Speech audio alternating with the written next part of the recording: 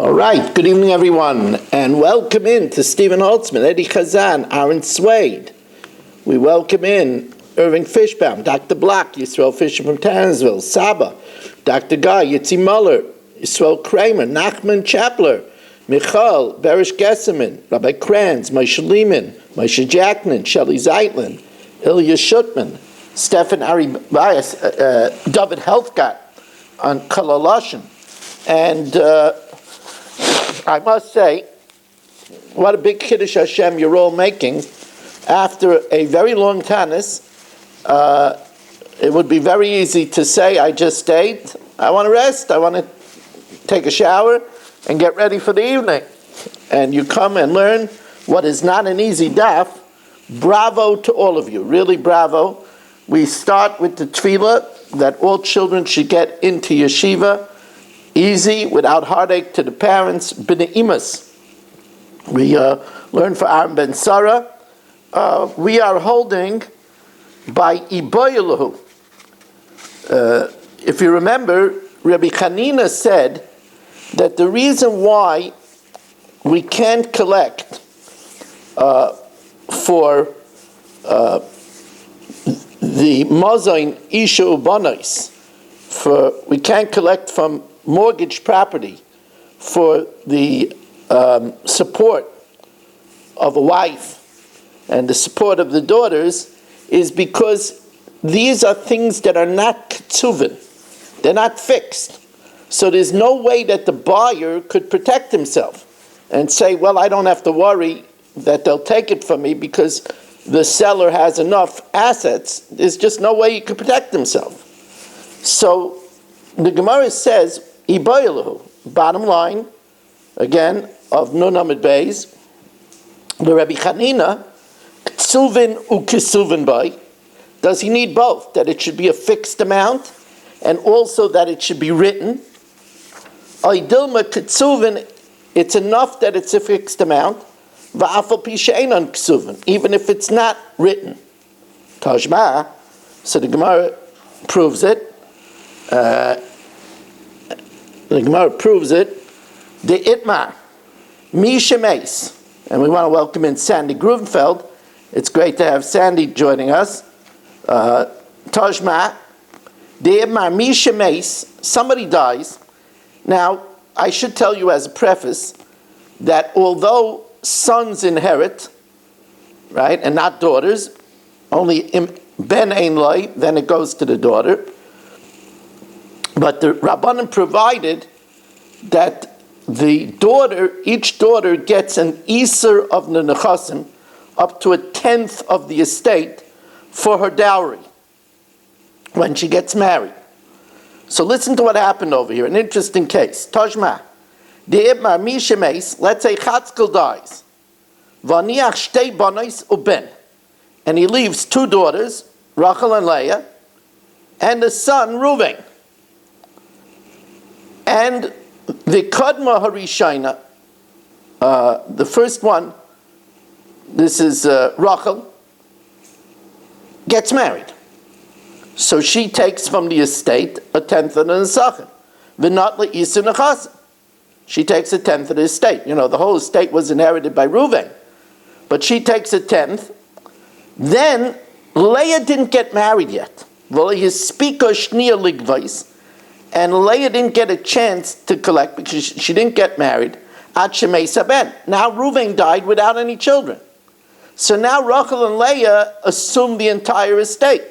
They get half and half. Amar Reb Yochanan Shnia Vitra. Leah loses her claim to the 1/10 of the estate. You know, we might say that before Rachel and Leah divide 50-50, Leah says, look, Rachel, you already got your 1/10. I want my 1/10 before we divide the rest. Says the Gemara, no. Amar Reb Yochanan Shnia Vitra. Leah loses her right. The 1/10 was only a protection if that's all that they were going to get. But now that she assumes 50% of the estate, she doesn't get the 1/10. She loses that. V'amar Reb Chanina, and Reb Chanina argues. He says, Gedayla Mizu Amru, even more than this, they say, that Moitzian Leparnasa, the din is that even if Reuven, while alive, sold property to somebody else, the daughter could take it away from a buyer. Moitzian leparnasa, she could take away the tenth, and the idea being that the tenth is ktsuven, it's something fixed. So when the buyer did a title search, he understood that he had to expect that there was a lien for that tenth. However, they moitzian lemezainis, but they can't take for their support because the support is not fixed. But you see that for her tenth, she could take even away from buyers. So where they inherited, she should surely be able to take her tenth. And you say that Leah has to forfeit her right? But now the Gemara says, this was just an incidental teaching. But now the Gemara says, remember we say that she could take for her parnasa, for her dowry, from the buyers of the brother. Parnasa de make its kaitza, that's something that's fixed, but it's not written. Michtav like ksiva, it's not written, and yet become itzia, and yet she could take it. So you see that Rab Chanina holds it's enough that it's fixed even if it's not written. So the Gemara says, well, why would you need it to be written? Because something that's written has a curl. It's known. So that when the buyer does a property search, a title search, he'll know about it. As we welcome in Abba Steinhauser joining us. The Gemara says, everybody knows that the daughters are entitled to an Isser Nekasim. Kavan is like Kala, since that has a curl. Rashi says, why is it a curl? Everybody knows that Mishasha Mesa of, that when the father dies, Hakol Yoidim Shabas Notlis Isser Nekasim, that she gets a tenth of the estate. So that's considered a curl. So command ksiva dami. It says if it was written. So now the Gemara again pursues this question.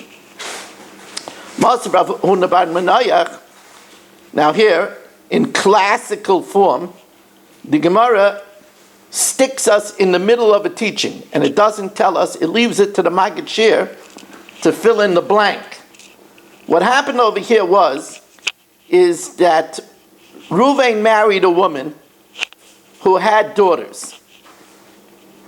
In other words, he's marrying a woman who was either widowed or divorced, lo yaleinu, and she had her daughters. And Reuven accepts that he'll support these stepdaughters for 5 years. Then Reuven dies or divorces her. She marries Chatzkel. And Chatzkel, or let's say he doesn't die, he divorces her. And Chatzkel marries her and also accepts the responsibility to support her daughters for 5 years. So the Gemara says, now she has two people that are responsible for the daughters. The Gemara says one pays the daughter's mezainis and the other gives the money. Then Reuven and Chaim both die. Now it's interesting. From Chaim, they had their own biological daughters. Let's give this woman a name. Chaim and Chaya, besides the stepdaughters, they had their own biological daughter. So here comes an interesting thing. Says the Gemara, and here's where the Gemara steps in the middle of the teaching. Masav Rav Huna bar Menoich, Meisu, if Reuven, the first husband, Chaim, the second husband, die, B'noiseyem, the biological daughter, Nizaynis only Menechasim B'nei Chayrin, is supported only from the property that's in Chaim's estate. Vehi, but the stepdaughter is Nizaynis Menechasim Mishabad. She's supported even from stuff that Chaim sold to others. Why? Because, and assumedly, the idea is that her debt was for 5 years. So that's ksuvin, that's fixed. While the daughters, they have to support until they get married. They might not get married for 30 years. So the biological daughter gets only from what it was in Chaim's estate when he died. But the stepdaughter is nizaynes menechasim mishabadim, even for what Chaim sold others. It's a regular debt with a fixed amount.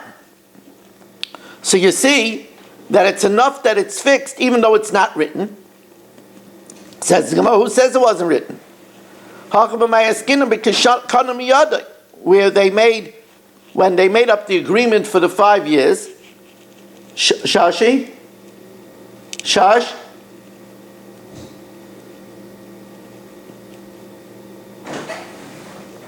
Could you turn on the air conditioning? Thank you. Here we're saying that when he committed to support her for 5 years, they made a kinyan sudar to strengthen the agreement, and they wrote it down. They recorded it.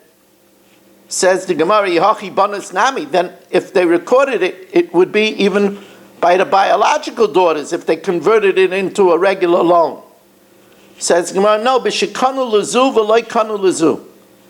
They made by the stepdaughter a kinyan, but not by the biological daughter. So the Gemara says, my paska. It doesn't say anything.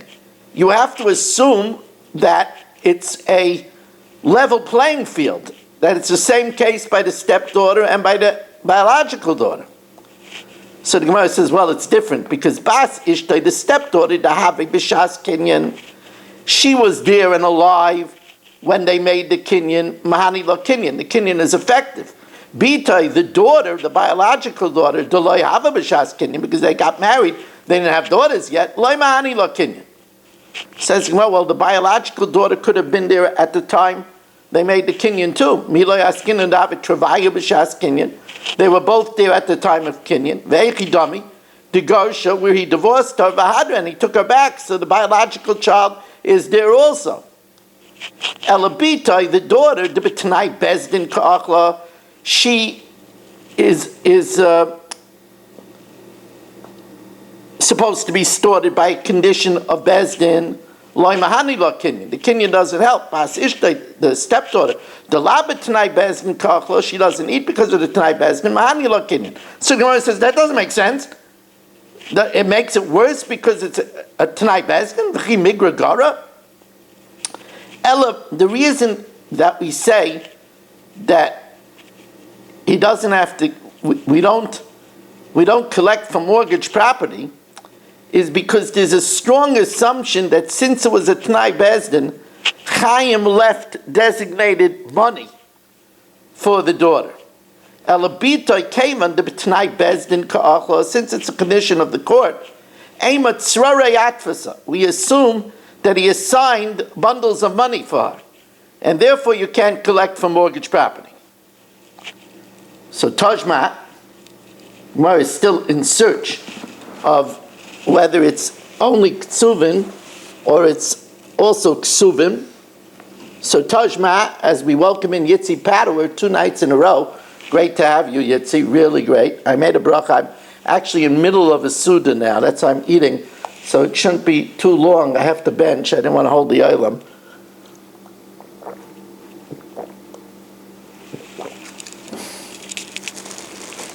I made my wife a shimer.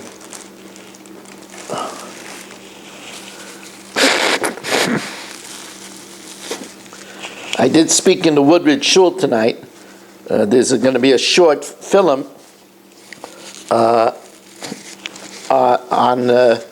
it'll be on YouTube and on TorahAnytime.com on the bracha of T'kah B'Shofar Gadol L'Cher V'Seinu. It's going to be about 10 minutes.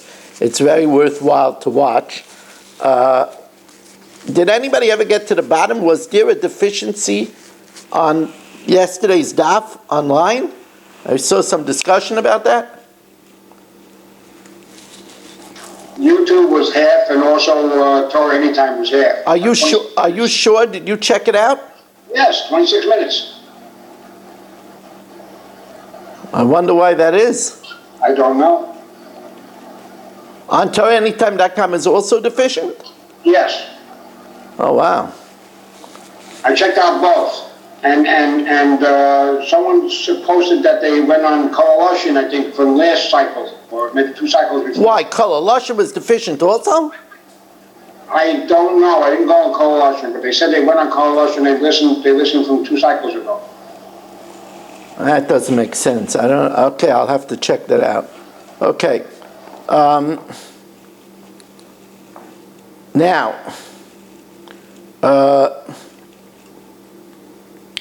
Tajma, Amar Rab Nassim, Eimasai. We learned in the Mishnah that in the event that let's say who's going to be thieving tonight. Okay, Yitzi is a good suggestion. Yitzi, in the event that Yitzi sold something to Irving, and then it was found out to be stolen merchandise. It was stolen from Berish, right? So they take away the field from Irving because it's Berish's property. Now he goes to get reimbursed from Yitzi. If Yitzi doesn't have the money, so he said that we could go to Yitzi's buyers. Dr. Black was a buyer. We could take away for the value of the field, but not for the value of the improvement and the value of the payers. So here Rab Nassim says, when do we say that we can't take away from Dr. Black the value of improvement? That's if Dr. Black bought from Yitzi before Irving put in the improvements. But if Irving made the improvements before Dr. Black bought it, so then when Dr. Black did the title search, the improvements were already there, then he could collect for mortgage property. So the Gemara says, Alma, we see from here, Mishum D'Loi Kodimu. It's only because it didn't proceed. But if it preceded it, then it was kits. Then it was something that was fixed, because Dr. Black, when he did the title search, also saw the improvements. So the Gemara says, actually, Tanoihi. This is a machloikis Tanoi. This question of whether kits, whether kitsuvin, is actually a machloikis Tanoi. As the Gemara will show, the Tanya. We don't take away from the buyer, Dr. Black, for the payers that Irving produced in the field, or the improvement, or for the support of a wife or daughters. Why? Because they're not written. The payers were not written. The improvements, the mazanish and the banais. Rabbi Yaisi, so Rabbi Yaisi says, you don't have to come on to tikkun ha'olam. It's simple. It's a simple matter that it's ein l'davar seif, because it's not fixed. And therefore, if it was fixed, because it was there before Irving, before Dr. Black bought the field, then Dr. Black would be on the hook for that as well. So what is the tikkun olam over here then? What? So what is this tikkun olam that it's talking about? Well, according to the Mandiyama, that it's ein ksuvin, the tikkun olam is that there's no way to find out. There's no way to protect yourself. There's no way to make a title search.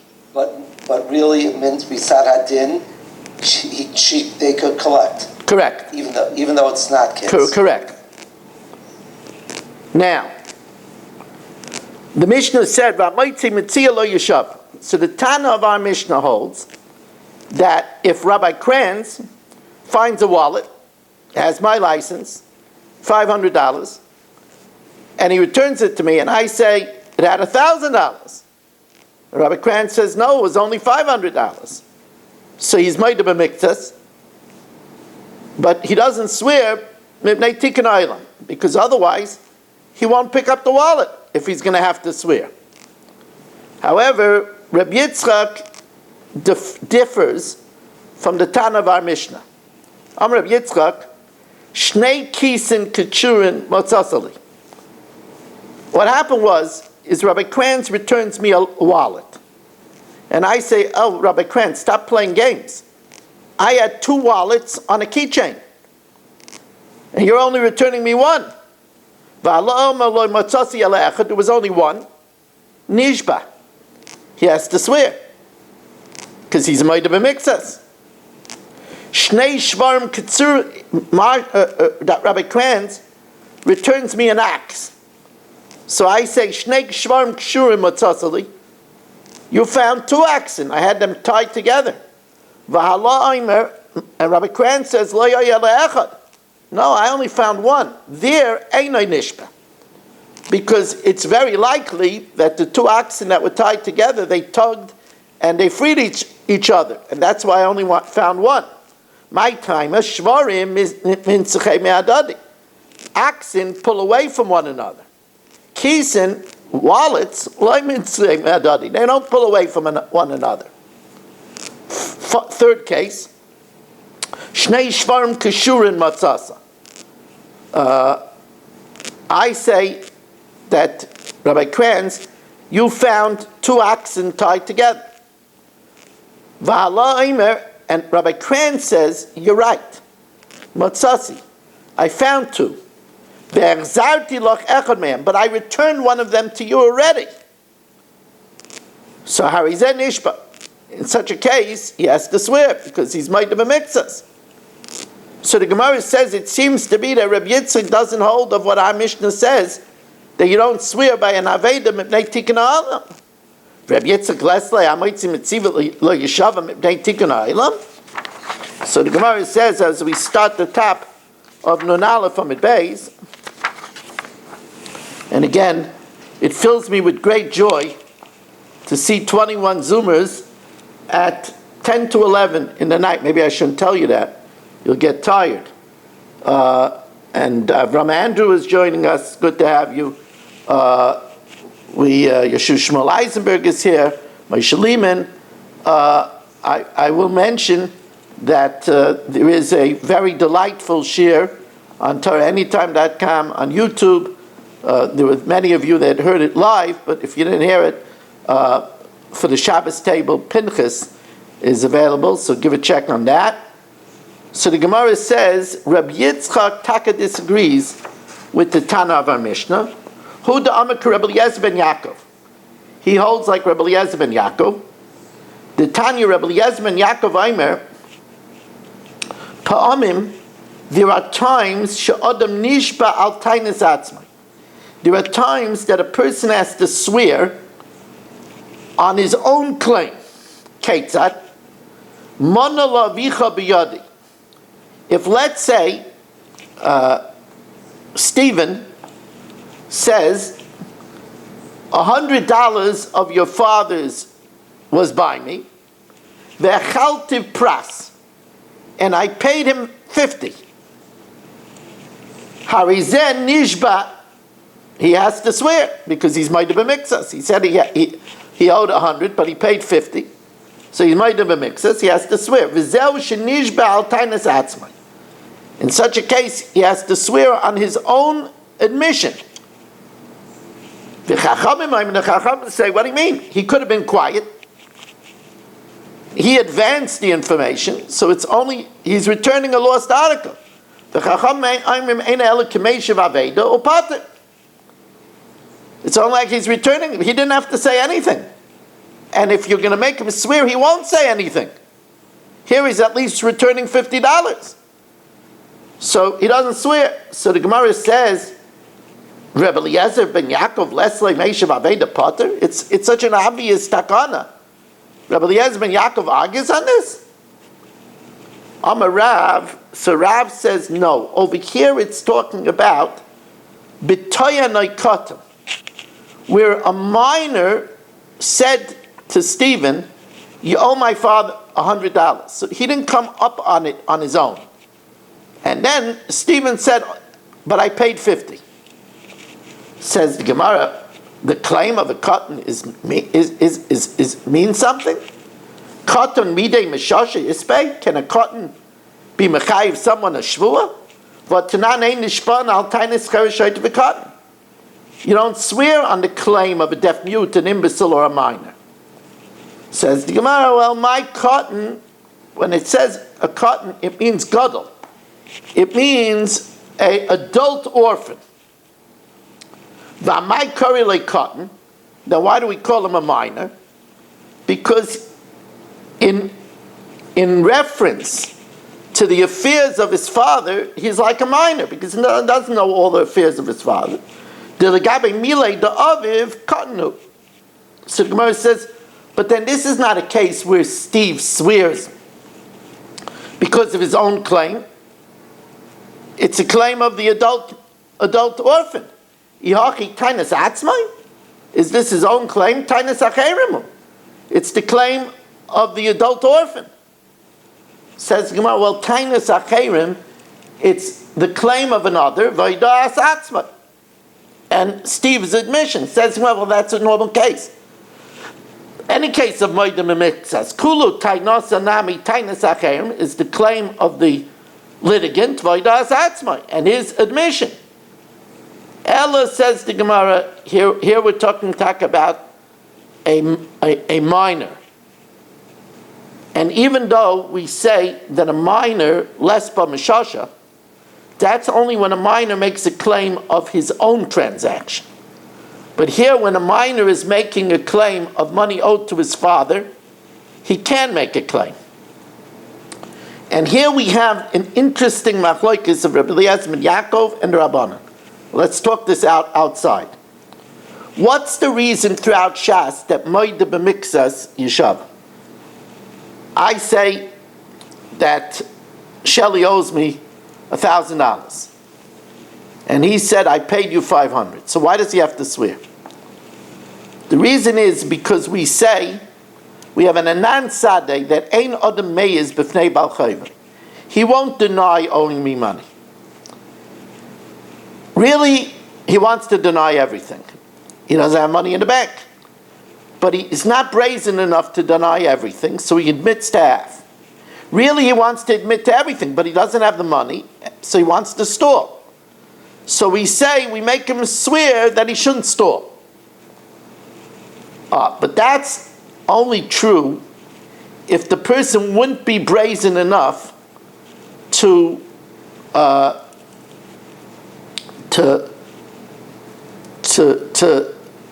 say that he doesn't owe the money. Rabbi Eliezer ben Yaakov says that a person wouldn't be brazen even to the orphan child. And therefore, it's a regular case of moed b'mixas, we have to swear. The Rabbanan hold no. To the child, since the child doesn't know about the money, he would be brazen to say he doesn't own anything. And therefore, the fact that he admits to 500, that's just Hashavas Aveda. Let's see it inside. Ela b'derabba kamiflagi. The Amar Rabba mipnei ma amr Torah moed b'mixas hatayni yeshava. Why, when I ask Shelley, you owe me $1,000 and he admits to 500, why does he have to swear? Because chazaka ein adam meis panav b'fnei bal chayva. He won't be brazen to say he doesn't owe me anything. Really, he wants to deny everything. He would like to dodge the whole thing. He doesn't dodge the whole thing. He wouldn't have the chutzpah to deny everything. He would like to admit to everything, but he doesn't have the cash now. He's trying to evade it. Savar, he says, look, I'll admit to 500 until I get another 500 or paranale. So therefore, we give him a shvua to deter him from pushing off the full debt. Put a shvua upon him, and should admit to everything. Rabbi Eliezer ben Yaakov Savar, not only with him, but even with his orphan minor's son, he wouldn't be brazen to deny the whole thing. Ein ameis. V'hilkach la meishav avedu. It's a classic case of Maida b'mixas. V'rabbanan savrei boyud ein ameis. He won't be brazen to deny to the creditor himself. Aval ibnai, but to his minor child who doesn't know the affairs of the father, meis. And since he could have denied the whole thing, since he didn't deny the whole thing, therefore meishav avedu. Therefore, it's considered like he's returning a lost article, and he doesn't have to swear. Now, let's go back to the case of Rabbi Kranz's oxen, where Rabbi Kranz found the 2 oxen. So over there, since it's not a certain, not the two purses, over there, since it's not certain, it could have, an animal could have kicked it and separated it. People walking by could have kicked it and separated it. Rabbi Eliezer and Yaakov holds, the Rabbanan hold in such a case that Rabbi Kranz would be brazen to say that he didn't find it. And therefore, it's Hashavas Aveda. Rabbi Eliezer ben Yaakov says, no, there also, it's a regular case of Moida b'mixas, and therefore, it's not like Hashavas Aveda, and we apply the logic of having to swear by Moida b'mixas. It's interesting that the Gemara doesn't wrap that up and leaves it to us to do that wrapping. It also it's really hard to understand because there's no matter of ha'azov by Hashavas Aveda. No one's going to come over to me if I don't come over to you. And no one's going to come over to me, you have Rabbi Weiss's cow. Yeah, all the Rishonim ask, why don't you say over here, Migu di'iboi shasik? Which is essentially your question. Yeah. Yeah, all the Rishonim, that's a very difficult aspect of this Gemara. All the Rishonim deal with it. There's a lot of Torah on this question. It's a very difficult question. All right, Baisai, we're going to do the Mishnah Yomis now, and it's really great to have everybody here. 10:20. What? Matzah Shabbos, 10:20. Yes, Matzah Shabbos, 10:20. You're on the ball, Irving. What was this? 51? Yes, fair. Thank you so much. Yeah. Okay. Enjoy Shabbos. Thank you. Good Shabbos. Thank you, everybody. Gittin Daf 51. We're going to do the Mishnah Yomis. You don't want to miss that. Gittin Daf 51. Let's go like this.